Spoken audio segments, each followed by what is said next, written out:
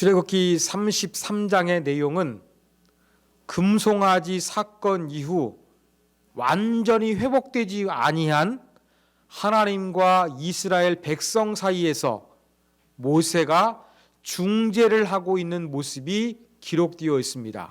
자, 이러한 내용 어떻게 구체적으로 전개가 되는지 우리가 1절부터 성경이 기록된 순서대로 자세히 살펴보도록 하겠습니다. 자, 금송아지 제작 사건을 통해서 하나님은 이스라엘을 멸망시키려고 하셨습니다. 그리고 이스라엘 대신해서 모세를 큰 민족을 이루게 하실 계획을 말씀하셨습니다. 그러나 모세가 간절히 하나님 앞에 중보합니다. 그 결과 하나님께서는 이스라엘을 멸절시키지 아니하셨습니다. 그러나 이스라엘과 하나님의 관계는 어떻게 되었을까요? 완전히 회복된 상태는 아니었습니다. 예를 들어서 어느 부부가 부부싸움을 했습니다. 그래가지고 부부싸움 끝에 부부가 서로 이제 각자의 잘못을 이야기하면서 용서를 구하면서 화해를 했습니다. 화해는 했지만 감정적으로 갑자기 그 사랑스러운 관계로 돌아가십니까? 그렇지 않습니다. 그 부부싸움을 통해 가지고 머릿속에서는 화해는 했지만 이 부부싸움을 하는 중에 서로 와갔던 이 가시돋친 말에 가슴이 아파요. 그 상처가 지워지지 않는 거예요. 이런 거에 대한 슬프고 분하고 격동적인 감정이 정리가 되어야만 완전한 화해에 이르게 되는 것입니다. 마찬가지로 하나님께서 이스라엘 백성들을 멸절시키지 아니하셨습니다. 그러나 아직도 이 관계가 사랑의 관계로 회복되지를 못했습니다.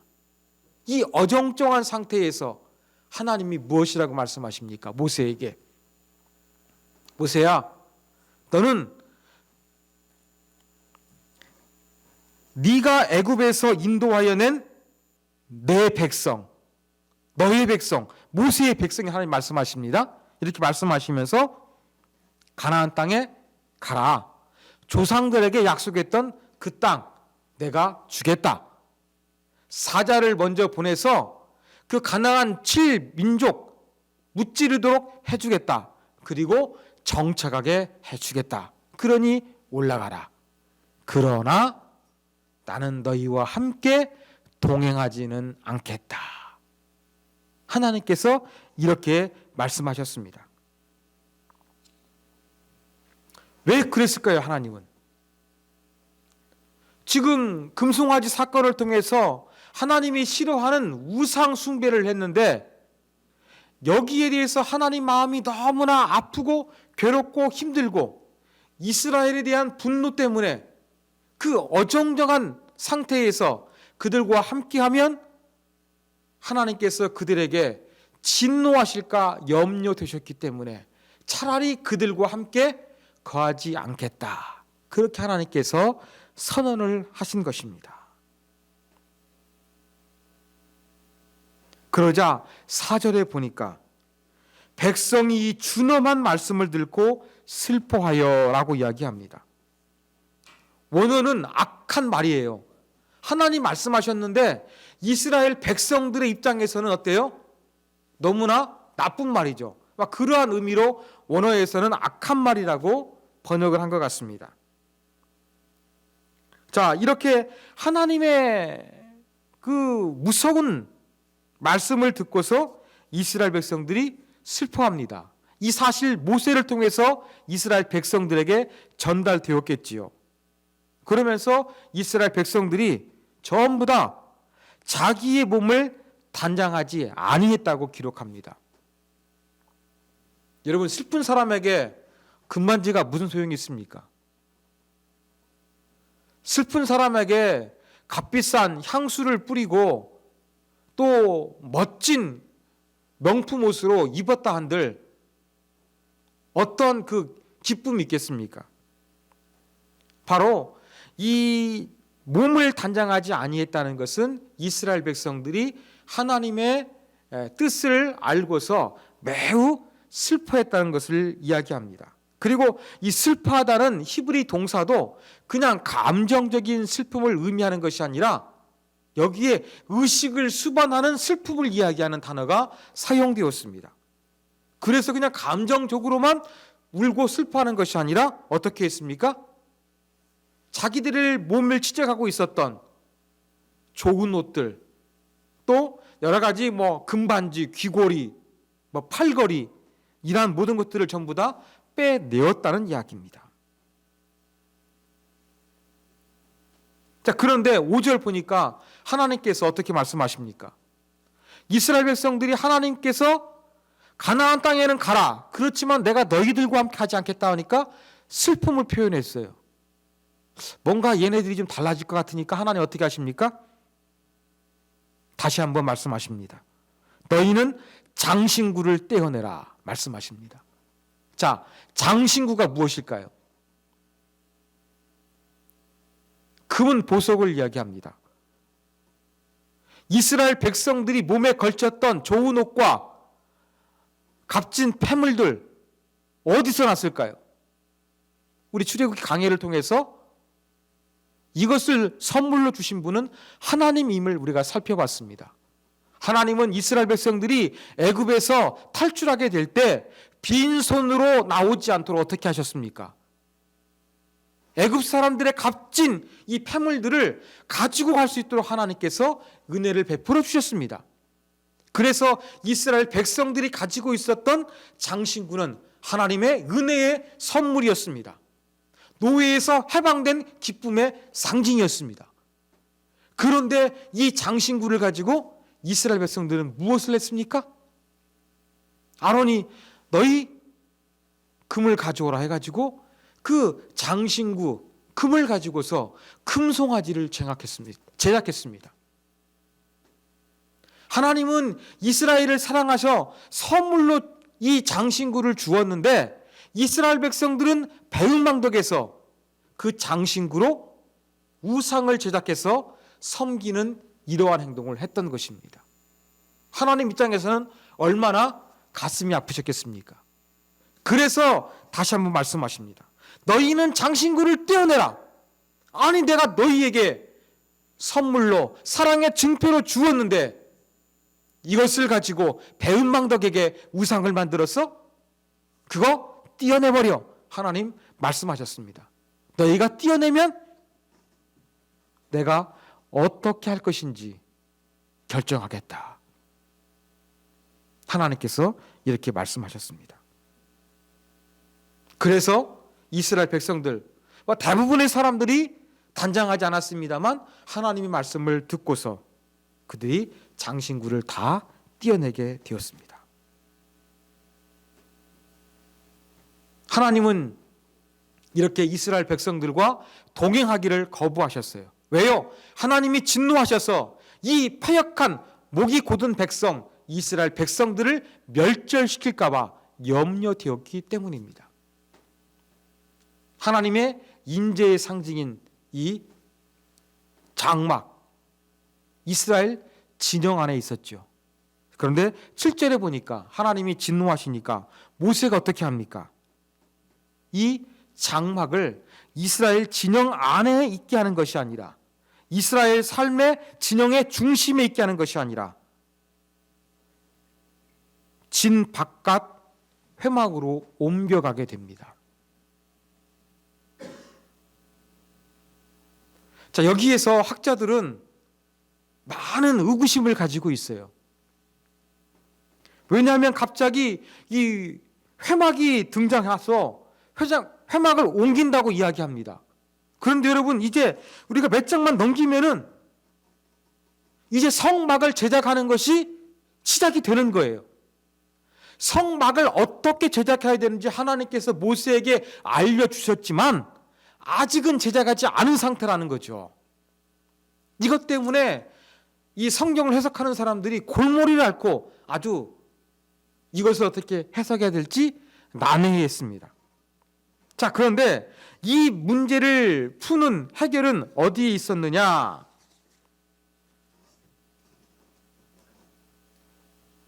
이것이 기록된 시제에 있었습니다. 여러분, 우리말은 과거, 현재, 미래가 명확하진 않습니다. 단수복수도 분명하지도 않고요. 그런데 성경에 기록된 히브리어나 그리스어는 이것이 아주 분명합니다. 자, 여기서 11절에 기록된 시제가 있는데 11절에 이 시제를 보면은, 자, 장막을 옮겼다고 하면은 단순 과거예요. 한 번 일어난 일일 거예요. 그런데 그 11절 보면은 반복되는 일로 시제로 기록되어져 있어요.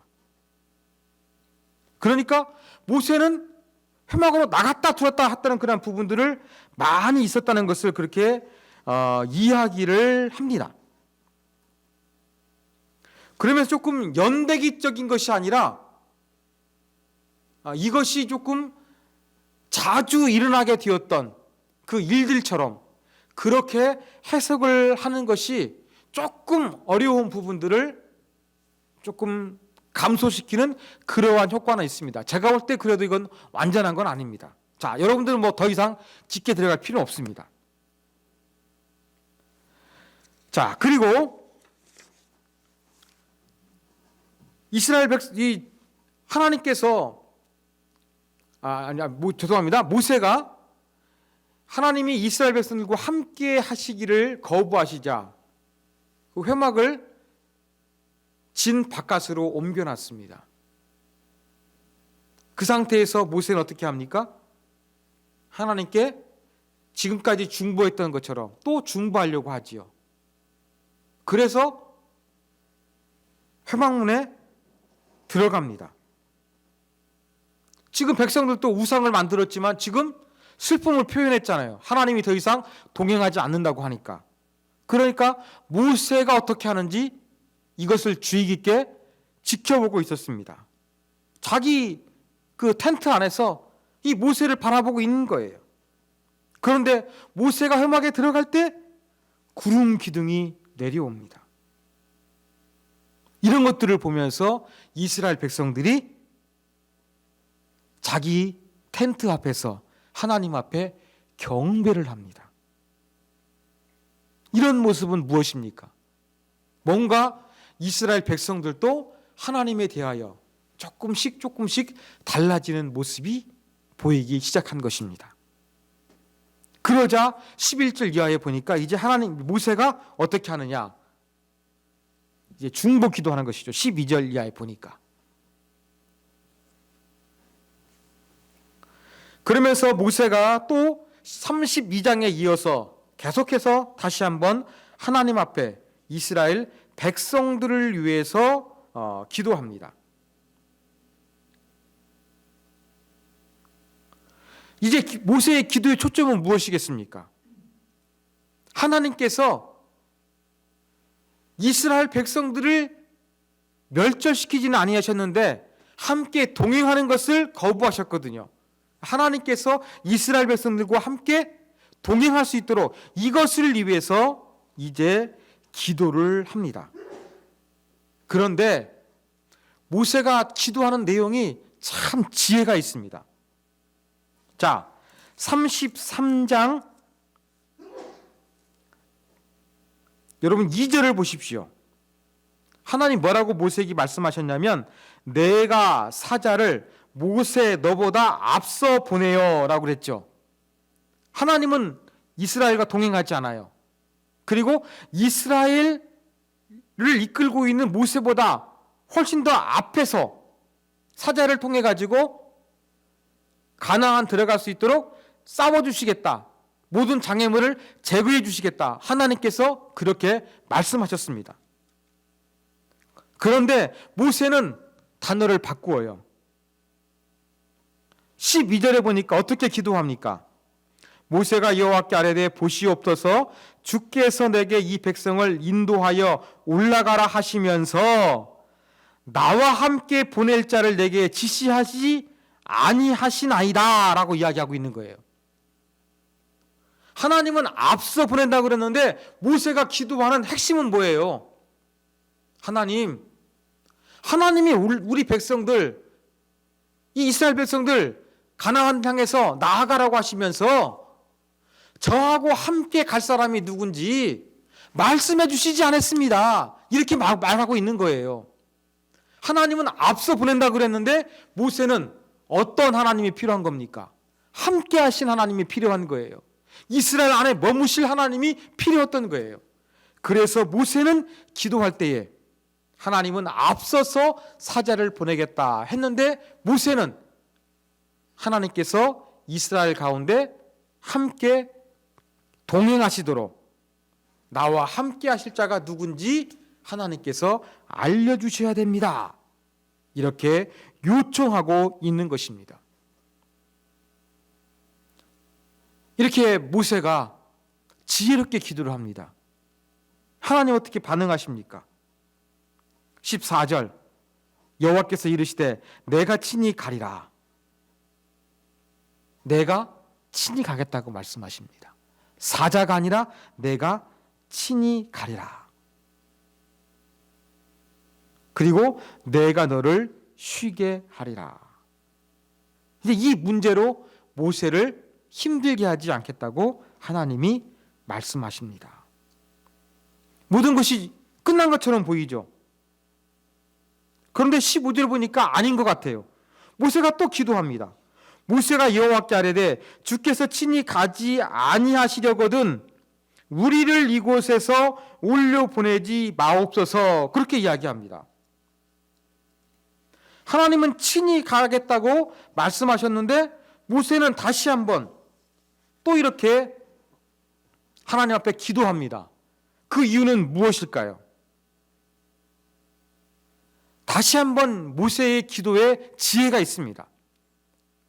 자, 하나님은 직접 하겠다고는 말씀하셨어요. 근데 모세는 뭘 기도했습니까? 나와 함께 할 자라 그랬죠. 처음에는 하나님께서는 사자를 앞서 보내겠다는 거예요. 그 모세는 하나님 그게 아니라 이스라엘 백성들과 함께 갈 자가 누군지 말씀하지 않으셨습니다. 그래 모세야? 그러면 내가 함께 갈게. 아니 내가 친히 가겠다 그랬지 함께 가겠다고 안 한 거예요. 여호와의 사자를 앞서 보낸 것처럼 하나님이 친히 가시지만 멀리 떨어져서 가실 수 있잖아요.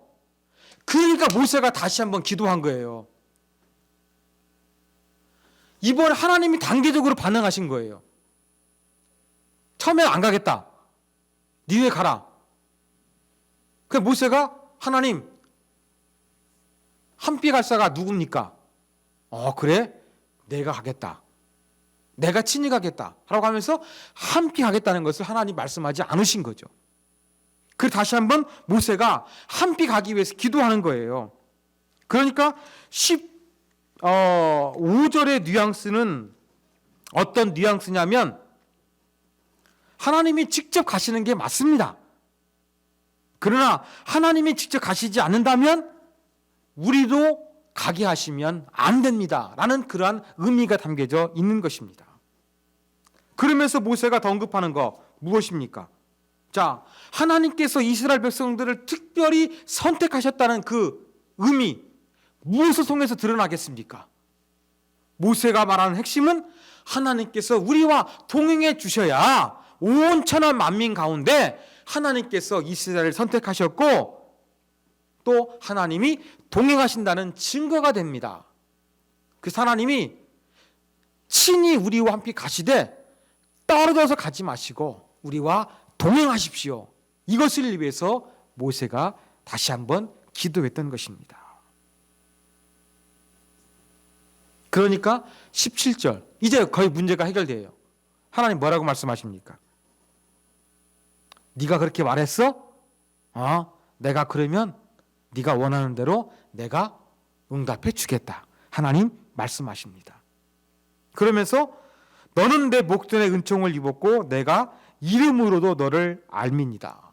이건 하나님과 모세가 아주 친밀한 관계임을 보여주는 것입니다. 11절에서도 이러한 표현이 등장했습니다. 제가 설명하지 않았습니다만, 자, 이렇게 해서 이제 드디어 모세가 지혜롭게 이렇게 하나님께 기도해가지고 드디어 하나님 마음을 바꾸시도록 그렇게 응답을 받았습니다. 그러자 18절 또 모세가 기도합니다. 원하건대 주의 영광을 내게 보이소서. 이건 어떤 의미일까요? 모든 문제가 끝난 것 같은데 다시 영광을 보여달라 그렇게 이야기합니다. 여기에서 영광은 하나님의 임재를 상징합니다. 그러면서 하나님께서 마음을 바꾸셨다는 것을 확실하게 보여줄 어떠한 증표, 사인, 구체적인 어떠한 이벤트, 그것을 지금 모세가 요청을 하고 있는 거예요. 그러자 하나님께서 19절에서 반응하십니다. 영광을 보여달라고 했는데 하나님께서는 19절에 보니까 내가 내 모든 선한 것을 내 앞으로 지나가게 하고, 선함을 하나님께서 언급하고 있어요. 그리고 20절 보니까 얼굴은 보지 못할 것이라고 이야기합니다. 모세가 영광을 보여달라는 것은 하나님의 얼굴을 구해달라고 했던 것 같아요. 하나님의 얼굴을 보이면서 하나님의 임재가 있기를 원했던 것이죠. 그런데 하나님은 내가 얼굴을 보여줄 수는 없다. 대신 나의 선함을 보여주겠다. 그렇게 말씀하시고 나를 본 사람은 전부 다 죽는다. 하나님 이렇게 말씀하십니다. 그러면서 그 반석 위에 세우셔서 하나님께서 모세 곁을 지나가시죠. 그러면서 얼굴을 보여주시는 것이 아니라 등만 보여주셨습니다.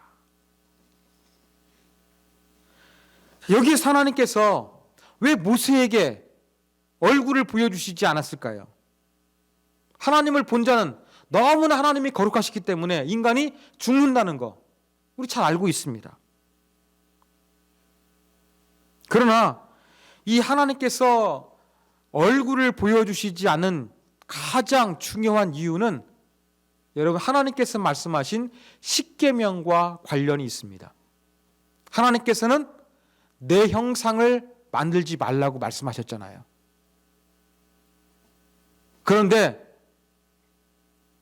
하나님께서 하나님의 얼굴을 보여주시면 인간 어떻게 하겠습니까?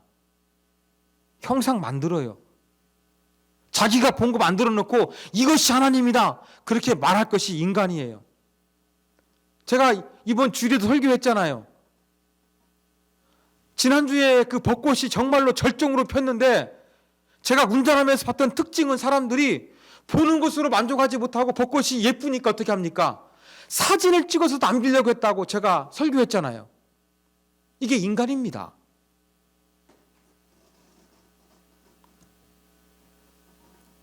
인간은 이렇게 자기가 호기심이 있거나 좋아하거나 관심이 있으면 얼굴 보기를 원합니다. 하나님이 우리를 만드셨으니까 이런 마음 잘 알고 계시는 거예요. 만일 하나님께서 인간들에게 모세에게 얼굴을 보여주시면 어떤 일이 발생하겠습니까?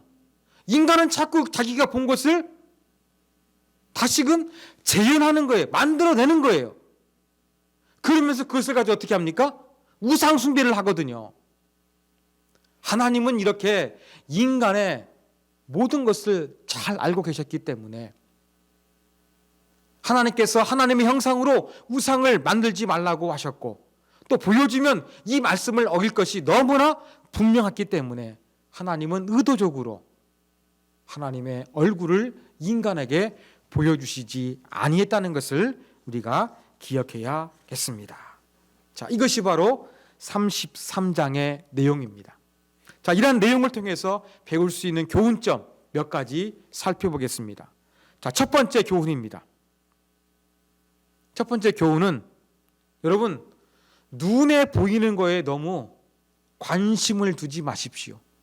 눈에 보이는 것이 중요하다고 생각하는 것을 조금 내려놓으시기를 바랍니다. 아까 제가 말씀드린 대로 사람은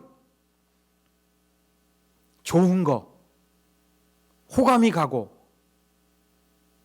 또 관심이 생기면 보기를 원합니다. 심지어 모세도 어떻게 했습니까? 18절에 보니까 주의 영광을 내게 보이소서, 하나님 얼굴 보여달라고 모세도 이야기했잖아요.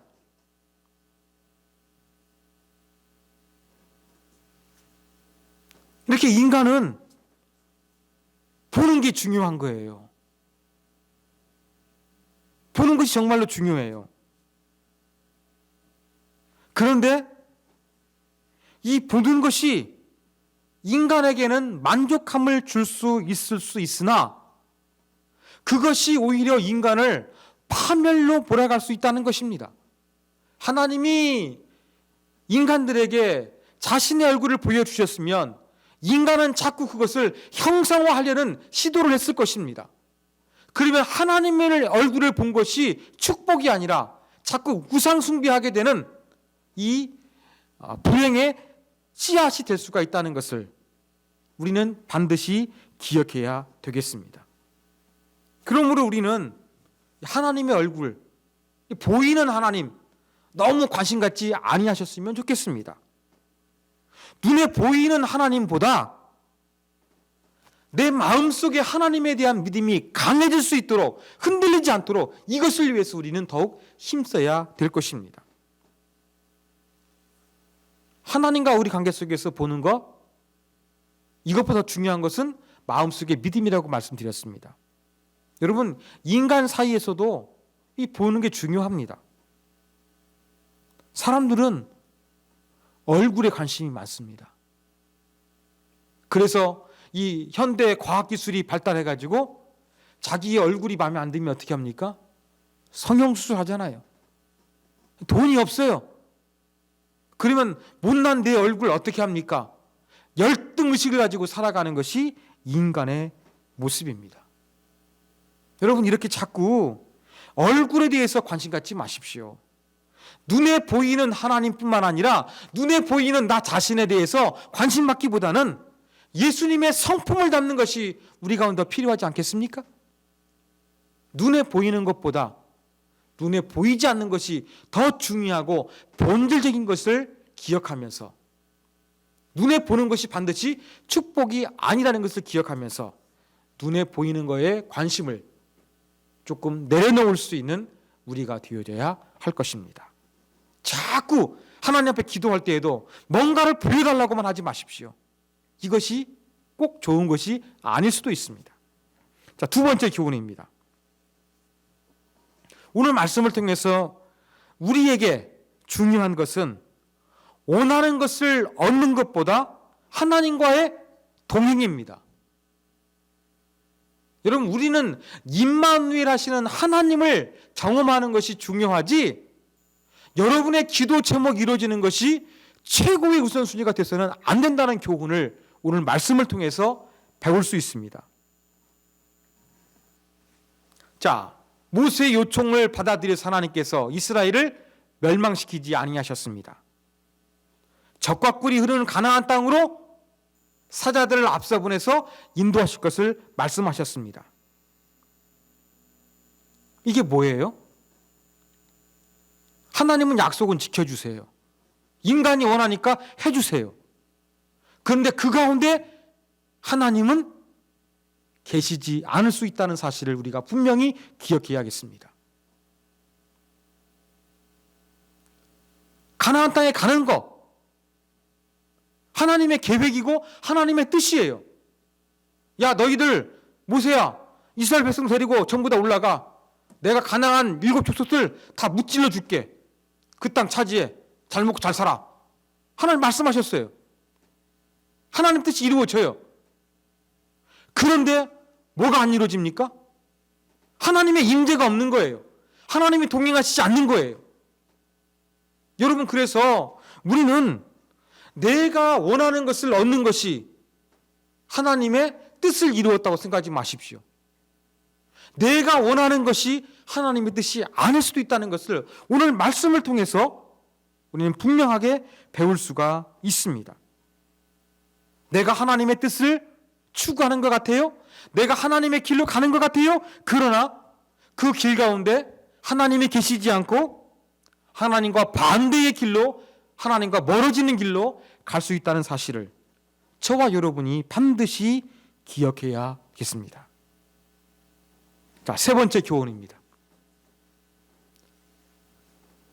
하나님과 관계 속에서의 신앙적인 위기가 생기면 어떻게 할 것인지 오늘 본문을 통해서 우리는 배워야 합니다.